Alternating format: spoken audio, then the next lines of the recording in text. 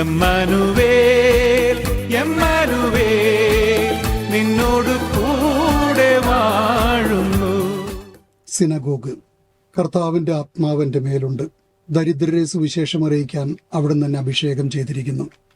ബന്ധിതർക്ക് മോചനവും അന്ധർക്ക് കാഴ്ചയും അടിച്ചമർത്തപ്പെട്ടവർക്ക് സ്വാതന്ത്ര്യവും കർത്താവിന് സ്വീകാര്യമായ വത്സരവും പ്രഖ്യാപിക്കാൻ അവിടുന്ന് തന്നെ അയച്ചിരിക്കുന്നു. പുസ്തകമടച്ച് ശുശ്രൂഷകനെ ഏൽപ്പിച്ചതിനു ശേഷം അവൻ ഇരുന്നു. എല്ലാവരും അവനെ ഉറ്റുനോക്കിക്കൊണ്ടിരുന്നു. അവൻ അവരോട് പറയാൻ തുടങ്ങി, നിങ്ങൾ കേട്ടിരിക്കെ തന്നെ ഇന്ന് ഈ തിരുവെഴുത്ത് നിറവേറിയിരിക്കുന്നു. ലൂക്ക 4:18-22. ഈ രംഗം അരങ്ങേറിയ ബാലനായ യേശു നിയമം പഠിക്കുകയും പിന്നീട് ആ നിയമത്തിന്റെ പൂർത്തീകരണം താനാണെന്ന് പ്രഖ്യാപിക്കുകയും ചെയ്ത ഒരു സിനഗോഗ് നസ്രത്തിൽ കാണണം. യൗസേ പിതാവിന്റെ ഭവനമായ ദേവാലയത്തിന് പുറത്തിറങ്ങിയാൽ എതിർവശത്ത് ഒരു സൂക്കുണ്ട്.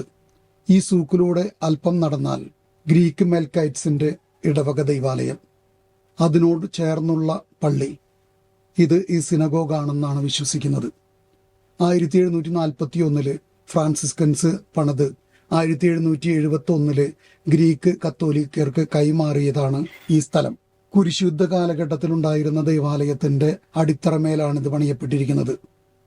അതിന്റെ കല്ലുപാകിയ അകത്തളം അതിനേക്കാൾ പഴമ വിളിച്ചോതുന്നു. ഈ സിനഗോഗ് പള്ളിയുടെ ഉള്ളിലേക്ക് നമ്മൾ കടന്നു ചെന്നാല് അതിന്റെ ഏറ്റവും അറ്റത്ത് ചുമരിൽ മനോഹരമായൊരു ചിത്രമുണ്ട്. കർത്താവ് ഇരുന്നു കൊണ്ട് തന്റെ ശിഷ്യന്മാരെ പഠിപ്പിക്കുന്ന രംഗം. ഇരുന്നു കൊണ്ട് പഠിപ്പിക്കുക, അത് ഏറ്റവും ആധികാരികമായിട്ട് പഠിപ്പിക്കലാണ്. അതുകൊണ്ടാണ് കത്തോലിക്ക സഭയിലെ മാർപ്പാപ്പമാരുടെ അപ്രമാദിത്യം പ്രഖ്യാപിക്കുമ്പോൾ എക്സ് കത്തീഡ്ര പഠനങ്ങൾ എന്ന് പറയുന്നത്. കത്തീഡ്രൽ ദൈവാലയങ്ങൾ, നമ്മൾ പറയുന്ന ഭദ്രാസന ദേവാലയം, ഇരുന്നു കൊണ്ട് ആധികാരികമായി പഠിപ്പിക്കുന്നതാണ്.